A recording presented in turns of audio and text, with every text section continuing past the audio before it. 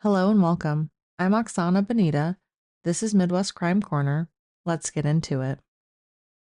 As mothers, we carry our children, we bring them into this world, and ideally, we nurture and protect them. But sadly, that isn't always the case. Before I get into today's case, I want to give a fair trigger warning.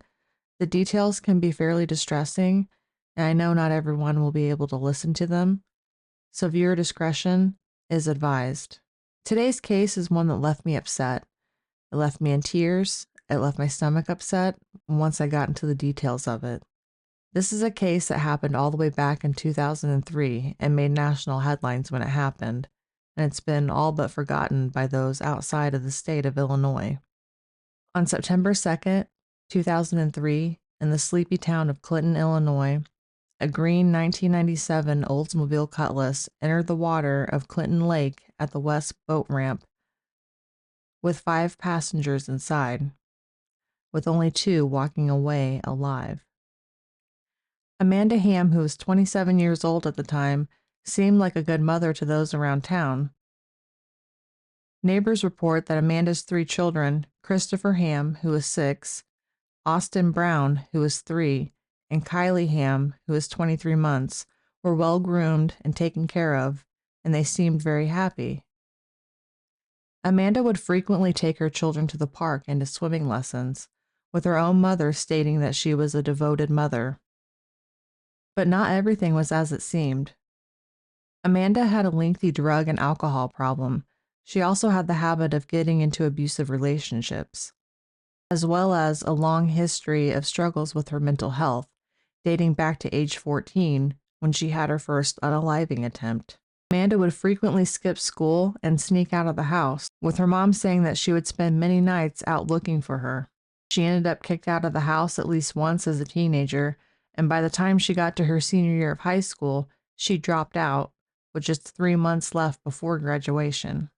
Amanda's 3 children were fathered by 3 different men whom, from my research, made attempts to be in the children's lives and wanted to be in their lives.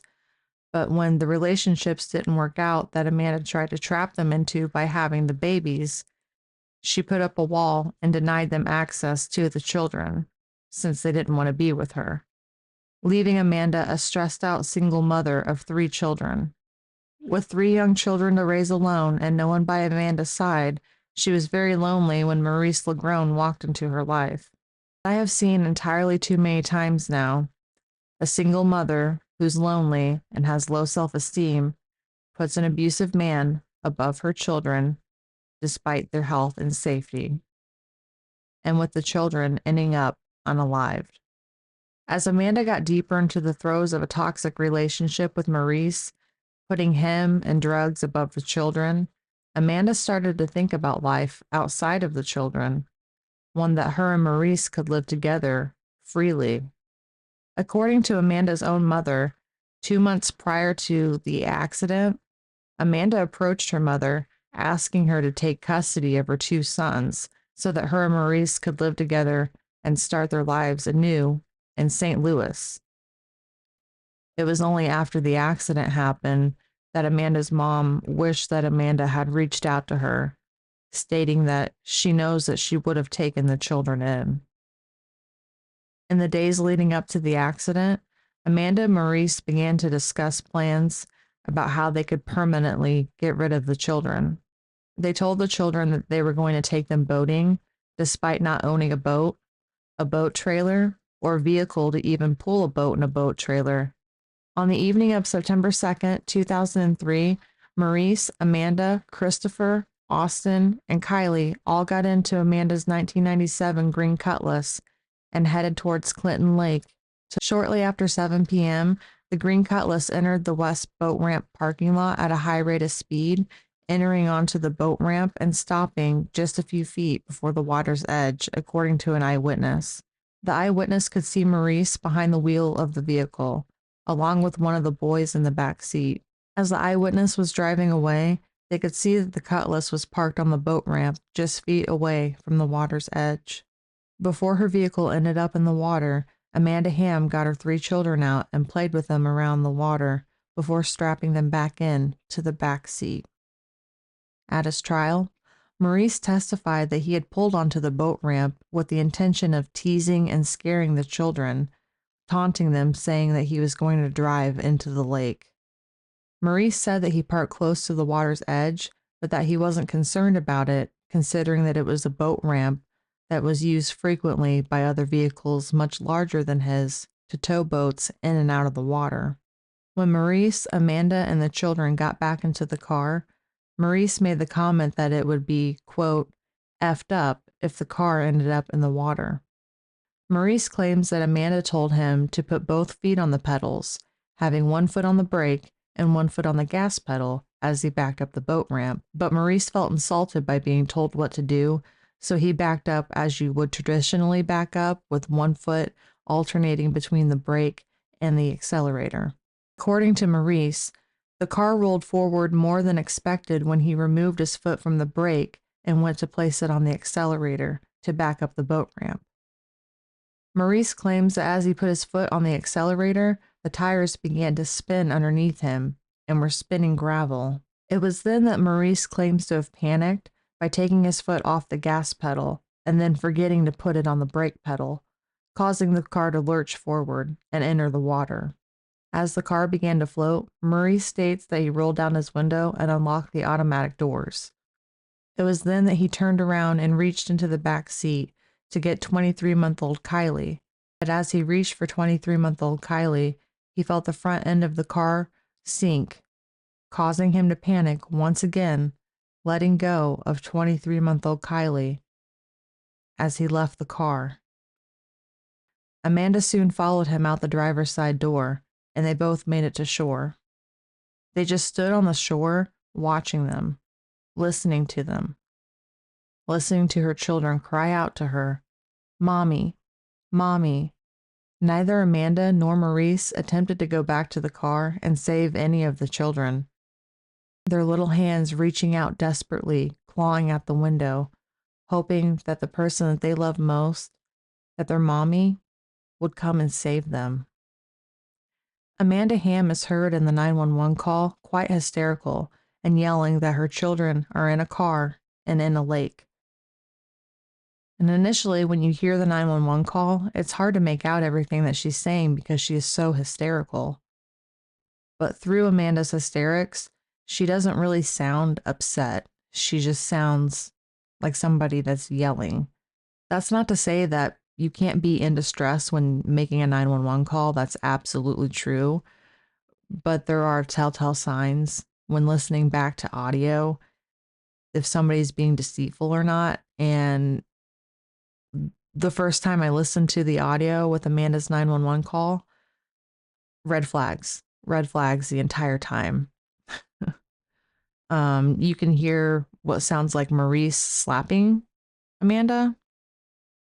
The 911 operator seems a little bit frustrated with her because she's so hysterical. She can't get the information that she needs to send first responders to where she's at, which then caused Amanda to get frustrated and handed the phone over to Maurice, who then was frustrated with Amanda and the 911 operator.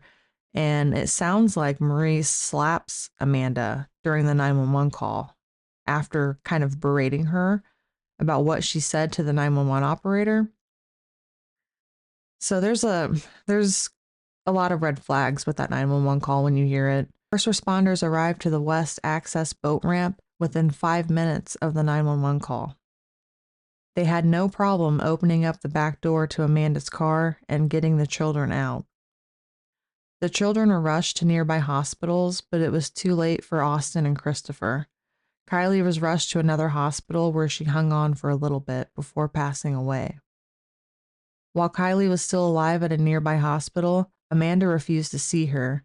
Instead, she chose to stay with her two sons who were already deceased, and she went to Maurice's room that he was staying in at the hospital, telling him to stay strong. After being towed from the lake and being tested for any defaults, Amanda's 1997 green Cutlass Oldsmobile was brought back to the lake and tested to see if Maurice's and Amanda's statements added up. During the testing, investigators did find that the car did roll forward when the driver took their foot off the brake while reversing up the ramp. The driver then put their foot on the accelerator and began to back up the ramp. They had no problem backing up the ramp and getting back into the parking lot. The driver also was unable to get any of the four tires to spin like Maurice claimed, with none of them actually ever being in gravel like Maurice claimed. They were constantly in contact with the ribbed concrete boat ramp. At Maurice's trial, his defense team hired an accident reconstructionist who conducted his own test with a similar vehicle on a similar ramp. In his findings, when the vehicle was placed 3 feet away from the water's edge and when going in reverse, with the driver taking their foot off of the brake, it took 2 seconds for the car to touch the water's edge, and it took another 2.2 seconds before the car began to float. Hearing that it only took 2 seconds for the car to touch the water after the driver didn't put their foot back on the brake or the accelerator does sound alarming and believable that it was an accident, if you don't remember the facts of the case, though. Remember, investigators had no problem backing Amanda's car off of the boat ramp and back into the parking lot. They couldn't even get the tires to spin, like Maurice claimed that they did. It's very easy in this case to want to lean towards it being an accident. It's hard to fathom that a mother would do this to her own children. You're right. A mother wouldn't do this to her children. Only a monster would. You know, Amanda had the opportunity to give custody of at least 2 of her children to her mother, and it sounds like her mother was willing to take all 3 children from her. There's absolutely no excuse for this to have happened. No matter how Amanda tries to spin it, the evidence always points to her. It can point to her and Maurice, but the origin is Amanda. Amanda caused this. Amanda took the lives of her 3 children. And children don't ask to be here, no matter how they end up here. As their mother, it is your job to protect them, whether you have to protect them from yourself or from outside forces. You protect them. A mother is typically the last line of defense a child has, especially a child of a single mother. Amanda and Maurice both gave conflicting statements to investigators, with their statements quickly not adding up. On September 10th, 2003, investigators took Maurice back to the West Access boat ramp at Clinton Lake to walk through his statements. Maurice was still claiming to investigators that the tires spun for him and he wasn't able to gain traction that day, but investigators quickly pointed out that the concrete ramp was dry, with Maurice then claiming that it had rained several days prior to the accident.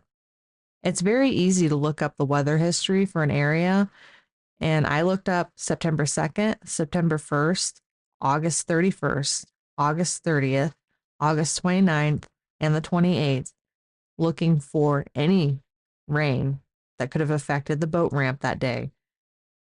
It didn't rain at all. Not a single drop. Not 1% of precipitation happened in the days leading up to the accident. So why is Maurice lying? Because he has something to hide. Initially, Amanda lied, of course, with investigators not buying Amanda's version of events after conducting hundreds of interviews with family members and friends and people around town who knew Amanda, Maurice, and the children. Similarly to how Amanda sounds upset during the 911 call, but isn't really upset, she does the same thing during her interrogation. Most of the time during her interrogation, she's staring at the floor, where she has her head held down, Sometimes she'll bring her hand up to her head, but she never actually cries. She never wipes away a single tear when it comes to her children and what she did that day.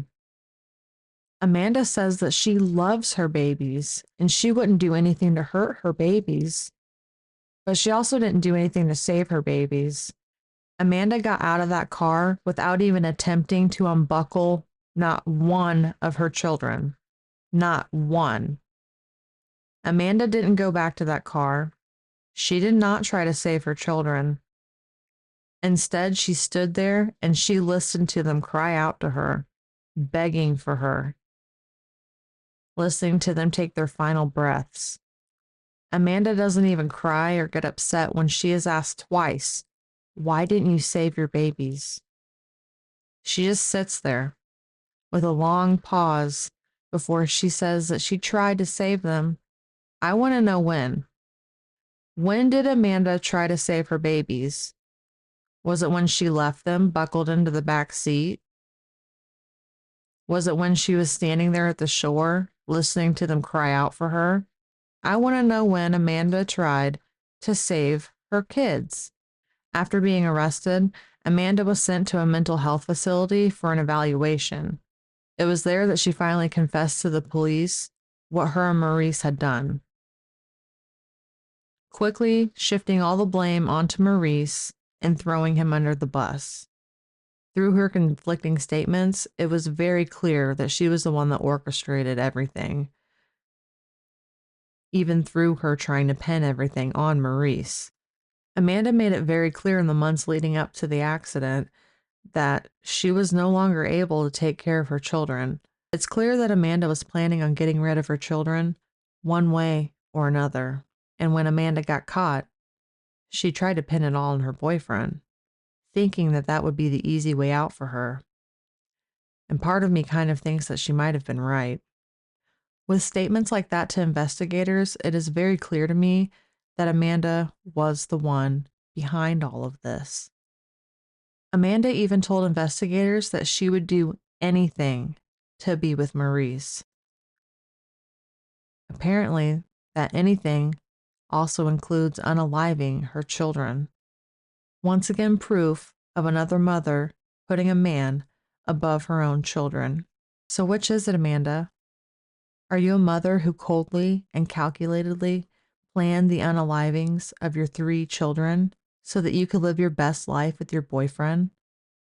Are you the cold-hearted mother who went along with your boyfriend's plan to unalive your 3 children so you could live your best life with your boyfriend? Which is it? Either way Amanda spins it, she did not protect her children. Amanda chose to not save her children. She chose to let her children die a terrifying death. Maurice and Amanda were both tried separately, with each of them potentially facing the death penalty. With both of them not entering a plea, it rendered it an automatic not guilty plea. It was only when the judge read Amanda's murder charges to her that she finally shed a tear. The Macon County jury ultimately and surprisingly only found Amanda guilty of child endangerment, indicating that Amanda knew that Maurice was a danger to her children, but she let him around them anyways, causing their unalivings. One juror member said that the prosecution did not prove without a reasonable doubt that Amanda had planned and executed the unalivings of her 3 children, which bears a striking resemblance to the Casey Anthony case. At Amanda's trial, the jury listened to her 911 call 20 times. Now, I listened to it about 10 times, and I could tell from the first time listening to it that there was something wrong. Obviously, there was a tragedy unfolding, but the way Amanda is yelling and the way it sounds like Maurice slaps her, a lot of red flags go up for me when I hear that audio. Amanda was ultimately charged with a 10-year sentence, and she served 5 of it before being released, with Maurice being found guilty of all 3 charges of murder. And he is now serving a life sentence without parole. You might be wondering what Amanda Hamm is up to after getting off so lightly for unaliving her 3 children. Well, upon her release from prison, She got married. She changed her last name. She moved to Chicago. And she had 3 more children. I know. I know. She even named one of the kids basically the same name as Kylie with just an extra letter. So it's just a 1-letter variation off from Kylie. I have to wonder why she had 3 more kids, why she named that one kid that. I I have a lot of thoughts about the whole thing. So it wasn't until Amanda was due to give birth to her 6th child, which was the 3rd child that she had with her husband, that DCSF was notified. The doctor at the time realized who she was, notified DCSF. Amanda's delusional self was interviewed by a local paper during this whole ordeal of the kids being taken away from her, and her husband seemed to think that they were going to get the kids back. They actually fought to get custody of these kids. And during the interview, they were showing off the baby's nursery and showing off baby items, which is just, it's sick and it's tone deaf. Ultimately and thankfully, Amanda was denied custody by a judge. The kids did go to somebody within the family, and Amanda is allowed supervised visitation with them, but thankfully, she will not have a hand in raising those kids. Ultimately, Amanda was ruled against being able to have custody of her 3 kids with her husband. The judge ruled so solely based on Amanda as a person and her previous history with drugs, alcohol, and her own mental health struggles, not to mention how she treated people. There was enough worries and evidence to rule against Amanda being able to raise her children. The fact that her 3 previous children died as a result of her negligence only solidified the judge's rulings. Amanda refusing to admit her own role in the unalivings of her first 3 kids also helped solidify to the judge that Amanda had no business raising her 3 other children. I would like to think that ideally, Amanda knows what she did is wrong, but clearly she can't admit that to herself. I can only hope that her living children can grow up and live outside of this shadow that she has casted upon them. And I hope that little Christopher, Austin, and Kylie are together and comforting each other, and that they are not forgotten. They didn't deserve to die so young, before their lives could even start, and by the hands of their own mother. That is going to wrap it up for today's case. If you liked my content today, please give this video a thumbs up, comment down below, and if you haven't already, subscribe so you can stay up to date for my latest videos. I'll catch you in the next one.